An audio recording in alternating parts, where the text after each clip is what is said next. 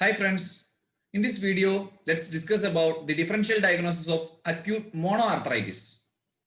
The first one is, as we all know, it's congenital and it may differ according to joint, and we shall check whether it is bilateral or not.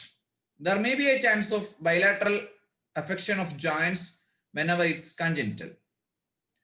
This next one, which is the most commonest, is trauma or traumatic, which may be direct or indirect. It may differ according to the site of injury and to check whether there is effusion or hemarthrosis. Whenever there is a knee meniscal injury, there is a chance of effusion in which the swelling is slowly happening, while in ACL injury, the swelling will be very fast within 2 to 3 hours, and also there is hemarthrosis.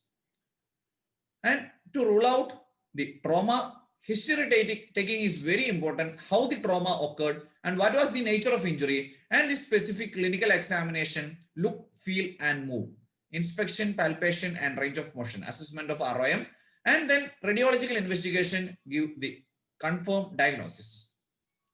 The next one is infection, in which the dreadful disease is septic arthritis, which is caused very acutely. And to rule out septic arthritis, we shall go for Kocher's criteria, which we discussed earlier.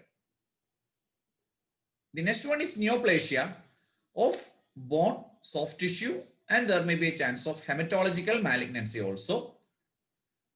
It should be ruled out with basic radiological investigation and hematological investigation in all age group.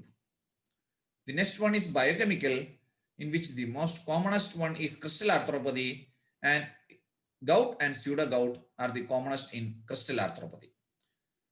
It may differ according to joint, and knee joint is more prone for gout, and also distal DIP and PIP joints, interphalangeal and proximal interphalangeal joints, and the base of first toe is prone for this type of presentation.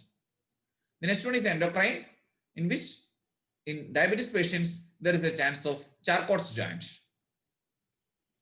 The next one is degenerative, whether this pain is due to exacerbation of osteoarthritis.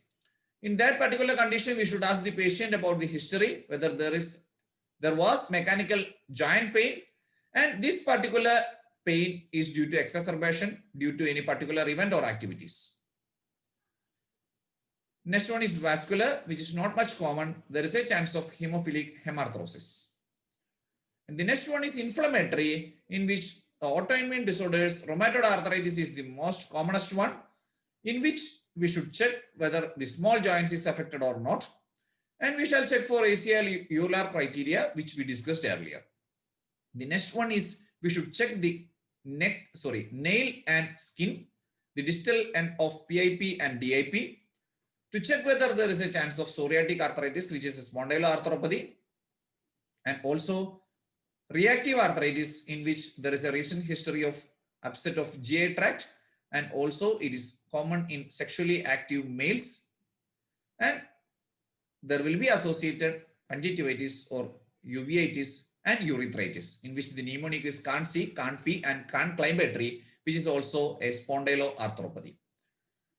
In ankylosing spondylitis also, there is a rare chance of knee joint affection in ankylosing spondylitis, and in rheumatoid arthritis, 10% of new case may present with monoarticular knee pain. And the next one is psychogenic pain, and it is the last one. And these includes mainly congenital, traumatic, infective, neoplastic, biochemical, endocrine, degenerative, vascular, inflammatory, and psychogenic. Includes the differential diagnosis of acute monoarthritis. Hope you understood the video, and this presentation is very much effective in the daily OPD basis practice. Okay, thank you.